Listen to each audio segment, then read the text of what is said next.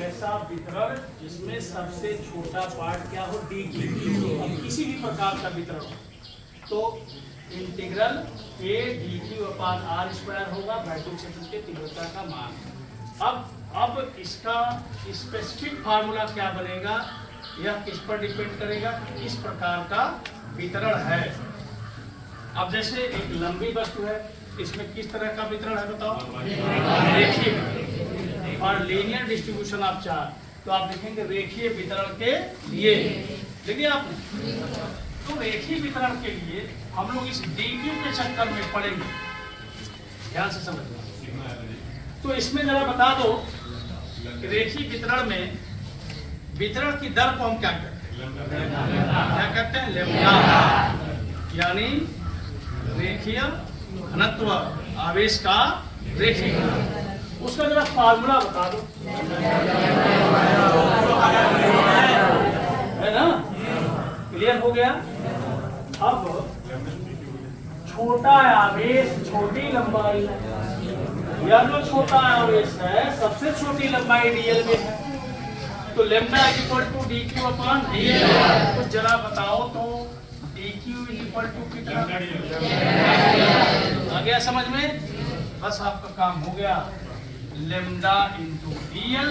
और फिर ये फार्मूला बन गया इंटीग्रल के एंड डी क्यू। अब डी क्यू की जगह पे क्या लिखेंगे, lambda DL upon R square. यह रेखीय वितरण के लिए वैद्युत क्षेत्र के तीव्रता का मान हो गया।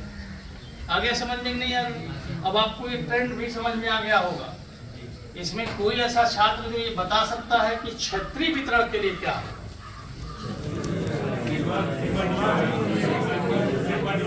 लैम्ब्डा की जगह पे क्या हो,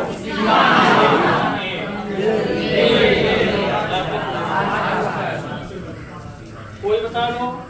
आयतन वितरण के लिए क्या हो, क्या होगा,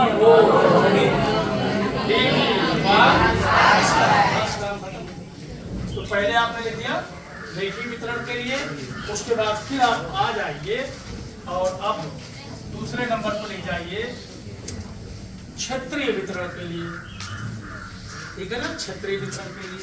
तो क्षेत्रीय वितरण के लिए पृष्ठ घनत्व सिग्मा बराबर, आवेश का पृष्ठ घनत्व सिग्मा बराबर ये होता है Q अपान A। लेकिन क्या बताया गया है आपसे, दूसरे नंबर पर ये वाला डायग्राम बना लेंगे आप, तो सिग्मा बराबर क्या बताया गया, छोटा आवेश और छोटा क्षेत्रफल यहाँ है, तो क्या होगा dQ अपान A। और यहाँ से निकल के आया dQ बराबर सिग्मा dA। और अब क्या करेंगे, इसी में अब हम जब E निकालेंगे, ध्यान देना, जब E निकालेंगे E बराबर इंटीग्रल के, और अब हम देखो dQ यहाँ है ना, इसी dQ के जगह पर अब हम लोग क्या लिख सकते हैं, ये लिख सकते हैं सिग्मा dA अपान R। समझ गए, क्लियर। फिर देखिए आयतन वितरण के लिए, तो जब आयतन वितरण पर आप आएंगे तब क्या मिलेगा, तो आवेश का आयतन घनत्व, ठीक है, volume density of charge rho is equal to charge upon volume. लेकिन यहाँ पर क्या है, आवेश छोटा है कि नहीं है, आवेश क्या है, ये है dQ, और ये उसमें से छोटा सा पार्ट वॉल्यूम का लिया गया, वो कौन है, वो है dV। तब क्या होगा, dQ अपान dV।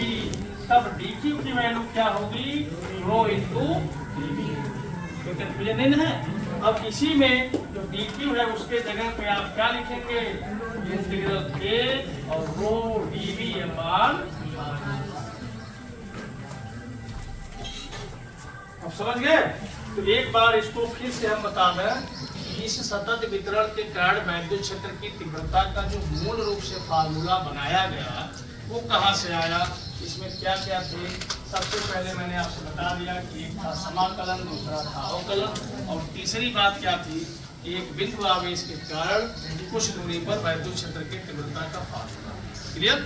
तो समाकलन और अवकलन की जहाँ तक बात है, अवकलन का मतलब होता है किसी भी पार्ट को, किसी भी राशि को छोटे से छोटे भाग में तोड़ना, और वह भाग ऐसा होता है कि जो जीरो के जितना करीब हो सके। क्लियर? तो जैसे कि x का जो समाकलन है उसको हम क्या लिखते हैं? क्लियर हो गया? x को तोड़ने के बाद सबसे छोटा पार्ट जो मिला वो क्या हो गया? तो यहाँ जो dq लिखा जा रहा है, इस पूरे बॉडी पर जो भी बॉडी यहाँ पे जिस भी शेप के बनाए गए पूरे पे चार्ज है Q, तो उसका सबसे छोटा पार्ट अगर आप लेंगे तो उसमें सबसे छोटा आवेश होगा। तो Q का सबसे छोटा पार्ट कौन होगा? तो इसी वजह से यहाँ पर Q के जगह पे dq रखा गया है। क्लियर हो गया? अब देखो, अब अगर मान लो कि यह जो वायर है यह लंबाई का है, इस पर आपके बोर्ड परीक्षा में पूछी गई है। यह लंबाई का एक वायर है, उसके कारण वह Q आवेश से आवेशित है, उसमें आवेश का रेखीय घनत्व तो लेमडा है, उससे लंबवत स्मरण दूरी पर वैद्युत क्षेत्र की तीव्रता का फार्मूला क्या होगा? या फिर कहीं भी उससे आर दूरी पर। तो जरा ध्यान से देखना, अब इसको बताया जाएगा। जैसे मान लीजिए ये हो गया वायर, ठीक है। अब यहाँ पर वैद्युत क्षेत्र की तीव्रता निकालनी, ठीक, मध्य बिंदु आर दूरी पर निकालनी। तो यहाँ हमने मान लिया O। अब इसकी पूरी लंबाई कितनी है? L। तो इसका मतलब L/2 इधर होगा और L/2 इधर होगा। अब हम कोऑर्डिनेट का यूज करें तो ऊपर वाला प्लस हो गया ना, L/2 और नीचे वाला क्या होगा? तो इंटीग्रेशन का मतलब क्या होता है? जोड़ना। अब आइए, अभी हम कहीं पे लिमिट का यूज करेंगे और ये डेफिनेट इंटीग्रल है आपका कक्षा 12 में। जब आप मेथड ऑफ इंटीग्रेशन पढ़ लेंगे तो लास्ट में आपको पढ़ना होता है डेफिनेट इंटीग्रल गणित वालों। लेकिन अब आप ये सोचें कि इतने दिन बाद, गणित वाले सोचें कितने दिन बाद हमको पढ़ना है, लेकिन उसका यूज तो यही है। तो अभी मैंने समझा दिया था कि जैसे जोड़ना, घटाना, गुणा, भाग, ये गणित की संक्रियाएं हैं जिनका यूज हम अपने दैनिक जीवन में कर सकते हैं। और गणित की परिभाषा भी हमने आपको बताया था, किसी को याद है? गणित की परिभाषा हमने क्या बताया था?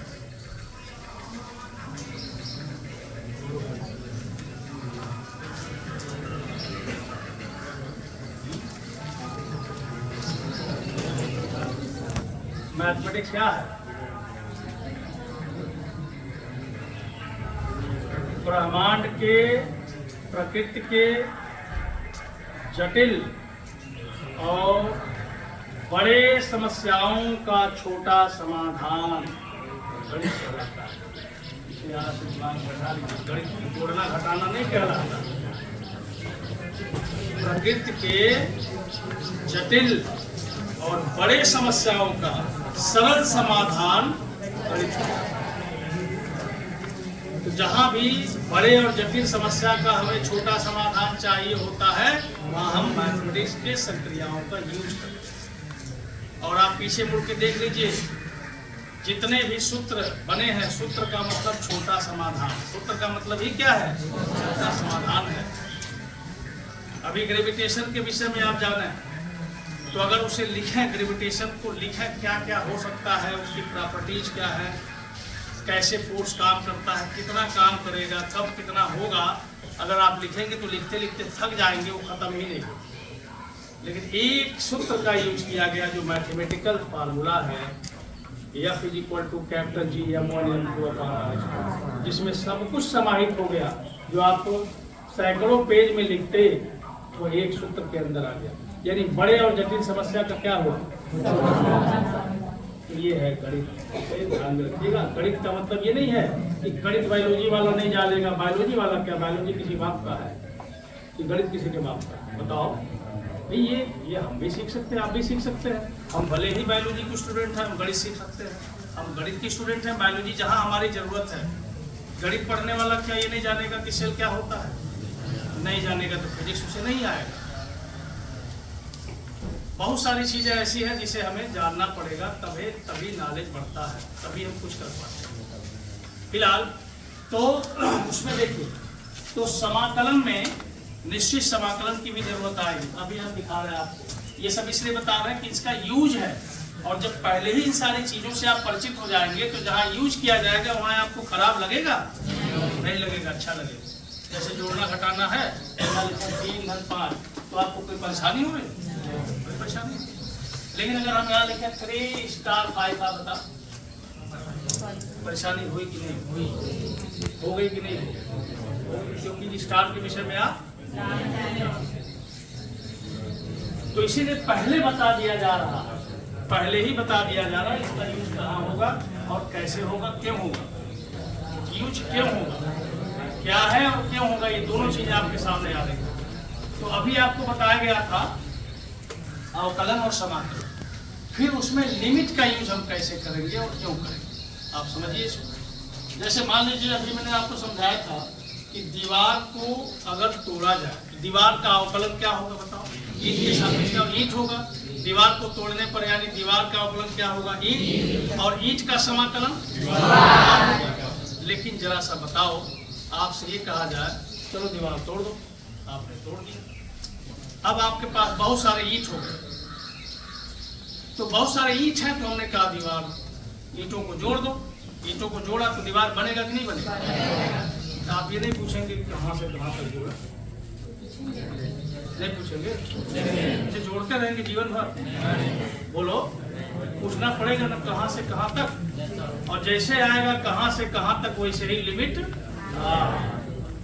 अब समझ में आया कि नहीं आया। तो जैसे मान लो आपने दीवार को तोड़ा, आपके पास बहुत सारे ईंट है, अब फिर से आपने जोड़ना शुरू कर दिया, जोड़ने का मतलब समाकलन आपने शुरू कर दिया। तो ये देखो यहाँ से मान लीजिए दीवार को शुरू करना है, तो मेजरमेंट हम यहाँ से शुरू कर रहे हैं, तो यहाँ पर x, y, z कुछ भी वेरिएबल इस दिशा में दूरी को हमने x मान लिया इस दिशा में, तो आप पूछे कहाँ तक जोड़ना है, तो हमने कहा कि चलो 5 मीटर दीवार जोड़ना है आपको, 5 से ज़्यादा नहीं जोड़ना।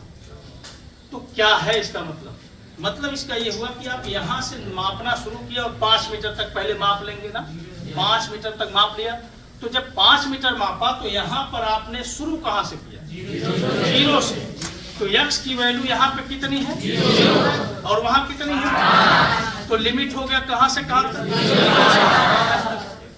अब समझ में आया कि नहीं आया, तो आपने लगा दिया, आप जोड़ रहे हैं दीवार, क्या जोड़ रहे हैं, ईंट, क्या जोड़ रहा है, ईंट जोड़ रहा है, कहाँ से कहाँ तक। अब समझ में आ गया, 0 मीटर से लेके 5 मीटर तक, तो जोड़ते जाएंगे तो 5 मीटर की दीवार तैयार हो जाएगी। 0 से 10 मीटर तक कर देंगे तो कितने मीटर की दीवार तैयार हो जाएगी, 10 मीटर की हो जाएगी। अब उसी चीज को लेके आप यहाँ पहुंचे, इस छोटे आवेश की वजह से वैद्युत क्षेत्र की तीव्रता निकली है, और पूरे वायर की वजह से निकला है इंटीग्रल के लैम्डा dl अपान r। अब कहा गया कि इस तरह से वायर है जिसकी पूरी लंबाई l है, उससे r दूरी पर यहाँ निकालना है, तो आप क्या करें, अब यहाँ छोटा सा d³ यहाँ पे था ना, dl छोटा सा, dl, इसी l को ही नहीं जोड़ना है, dl को कहाँ से कहाँ तक जोड़ना है, कहाँ से -l/2 से कहाँ तक, तो यहाँ लिमिट लगा देंगे -l/2 से, अपने आप आपका सब कुछ सही हो गया, कहीं गलत नहीं। अब समझ में आया कि नहीं आया। अब अगर यही ऐसे होता, जरा ध्यान दो, l लंबाई का तार, अब ये जे एडवांस तक आप कहीं सवाल इस तरह के कभी आ जाते हैं जिसमें सीधे फार्मूले से हम नहीं करते बल्कि उसे डिराइव करना होता है। ये देखो यहाँ पर P है, यहाँ दूरी r है, और ये पूरी लंबाई l है। अब क्या करोगे, तो यहाँ 0 हो गया नहीं हो गया, और पूरी लंबाई ले लिया यहाँ पे 0 से ऐसे, तो ये बात समझ में आया कि नहीं आया। तो लिमिट का क्या मतलब होगा, क्लियर है ना। तो अब 2-3 जगह पे हम लोग लिमिट यूज करेंगे, आपके कोर्स में बहुत ज्यादा तो नहीं है, लेकिन 2-3 जगह पे यूज करेंगे। एक आर्टिकल पूछा होगा अंसाल पेपर में, आप देखेंगे, लंबे आवेशित रिज रेखीय चालक के कारण वैद्युत क्षेत्र के तीव्रता का व्यंजक बिना गास प्रमेय के प्रयोग द्वारा सिद्ध कीजिए। क्या लिखा, बिना गास प्रमेय के प्रयोग द्वारा सिद्ध कीजिए। मतलब क्या हुआ कि इसके कारण वैद्युत क्षेत्र की तीव्रता हम लोग गास प्रमेय से भी प्राप्त कर सकते हैं, लेकिन क्वेश्चन में कह दिया गास प्रमेय का यूज, तो बचा कौन सा मेथड, तो वहां पर इसका यूज होगा, या दिमाग में बैठा। दूसरे नंबर पर फिर आपसे पूछेगा आवेशित वलय के कारण उत्पन्न वैद्युत क्षेत्र की तीव्रता। रिंग जो होता है, रिंग को आवेशित कर दिया गया, उसके कारण वैद्युत क्षेत्र की तीव्रता उसके केंद्र पर कितना होगा और केंद्र से x दूरी पर कितना होगा। अब समझ गए? तो अब उसको कैसे करते हैं, क्योंकि अभी हम आपको केवल रॉ मटेरियल्स बता रहे हैं। जब रॉ मटेरियल्स होता है तो परेशानी नहीं होगी, आप आसानी से सीखेंगे और आपको अच्छा लगेगा पढ़ने। ठीक है, तो ये हमने रिंग बना रखा है, थोड़ी चाक की दिक्कत है, फिर ये हमने रिंग बना दिया। अब इस रिंग को आवेशित तो इसकी भाई रिंग है ना, तो एक वायर ही तो था, उसको सर्कुलर ऐसे मोड़ दिया, रिंग बन गया। तो वायर है तो लंबाई में ये ऐसे वितरित हो गया, ये इसका सेंटर है और ये सेंटर से x दूरी पर P है, इसका रेडियस r है और इसका जो सेंटर है ये सेंटर से x दूरी पर यहाँ पर P है। यहाँ वैद्युत क्षेत्र की तीव्रता का मान कितना होगा, कैसे ज्ञात करेंगे? देखिए समाकलन और अवकलन का क्या महत्व है, बिना उसके हम लोग यहाँ काम ही नहीं कर सकते। देखिए यहाँ छोटा सा पार्ट लिया है ना, यहाँ छोटा सा पार्ट लिया, वो कौन है? इस छोटे से पार्ट में आवेश कितना, और इस dq आवेश के वजह से r' दूरी पर वैद्युत क्षेत्र की तीव्रता। अब यहाँ देखिए, यह जो वैद्युत क्षेत्र की तीव्रता है वह E है और dq के वजह से क्या है, ये वैद्युत क्षेत्र की तीव्रता है। यहाँ पर भी तो होगा नहीं होगा, इसके वजह से जो वैद्युत क्षेत्र की तीव्रता होगी वो भी कितनी होगी, क्योंकि यहाँ भी हमने वही लंबाई लिया, वही आवेश लिया और ये दूरी भी वही होगा क्योंकि सिमेट्रिकल है। अब यहाँ अगर नहीं समझ में आया तो किसी के पास रिंग होगा तो दीजिए, अभी आप समझ जाए। ये हमने ऐसे बना रखा है, ऐसे ब्लैक बोर्ड पर हमने ऐसे बना रखा है। ठीक है, ये रिंग है, इसका सेंटर यहाँ है, तो ये सब प्लस आवेश यहाँ वितरित है। तो एक छोटा सा आवेश यहाँ लिया इस सिरे पर, तो उसके वजह से वैद्युत क्षेत्र की तीव्रता ऐसे चली गई इधर, समझ में आ रहा।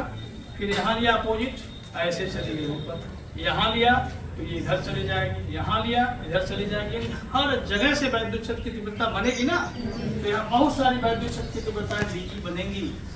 अब समझ में आया? अब हम लोग क्या करेंगे, हम लोग इस डायरेक्शन में मानेंगे कि सबको हम इस डायरेक्शन में ले जाएंगे और कुल वैद्युत क्षेत्र की तीव्रता E का मान हम निकालेंगे। तो जब E बराबर लिखेंगे, अब देखो इस एंगल को हम थीटा मान लेते हैं, तो ये भी एंगल थीटा होगा, ये भी एंगल थीटा होगा, ये भी एंगल थीटा होगा।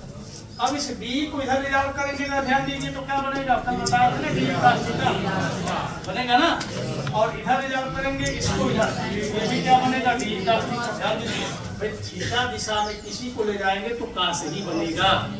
अब इधर हम जब इसको ले आएंगे, इधर थीटा कोण दिया है, इसके लंबवत इधर ले आएंगे, फिर इसको उधर ले जाएंगे,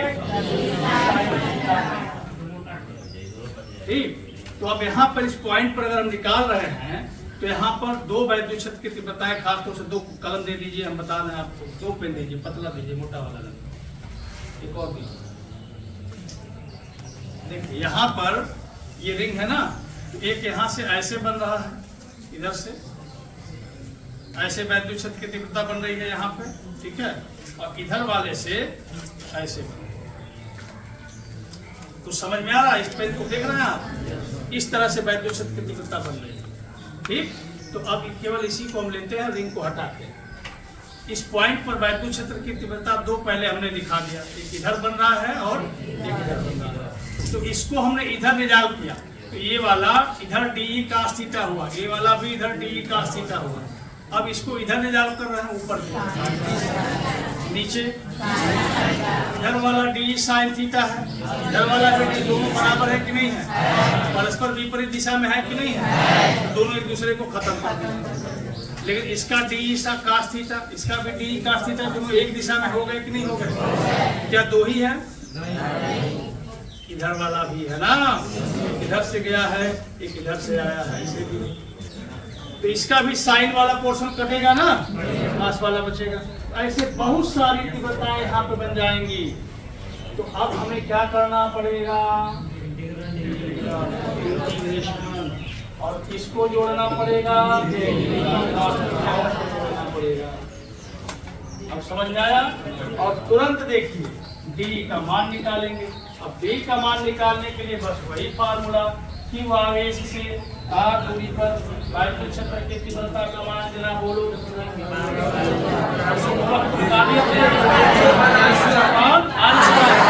तो अगर डी की होगा तब